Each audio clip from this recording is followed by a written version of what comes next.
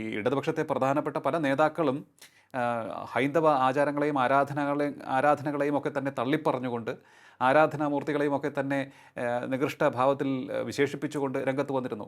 ഗണപതി മിത്താണ്. അതെ, അത്തരത്തിലുള്ള ഇതിന്റെ പാറ്റേണായി വരുന്നതെന്നുള്ളതാണ് ഹൈന്ദവ സംഘടനകൾക്കുള്ള പരാതിയും ഇപ്പോൾ പറഞ്ഞിട്ടുണ്ട്. മുഖ്യമന്ത്രി, സ്പീക്കർ, ഇപ്പോൾ പിന്നെ ഗണപതിയെ എതിർത്ത ആള്, അയ്യപ്പനെ എതിർത്ത ആൾക്കാരൊക്കെ ഇപ്പോൾ അയ്യപ്പന്റെ സംരക്ഷണത്തിനുള്ള പാറ്റേണായിട്ട് വരുന്നു എന്നുള്ളതാണ്. ഒരു മലക്കം മറിച്ചിൽ ഉണ്ടായിരിക്കും. അത് രാഷ്ട്രീയമാണെന്നുള്ളതാണ് അവരുടെ പരാതി. താങ്കളും ഞാനും രണ്ട് വ്യക്തികൾ എന്നത് മാറി നമ്മൾ അയ്യപ്പനായി മാറുകയാണ്. മാലയിടുന്നത് മുതൽ അയ്യപ്പ സന്നിധിയിൽ ചെന്ന് ദർശനം നടത്തി നമ്മൾ തിരിച്ചു വരുമ്പോൾ അയ്യപ്പനായി മാറുകയാണ്.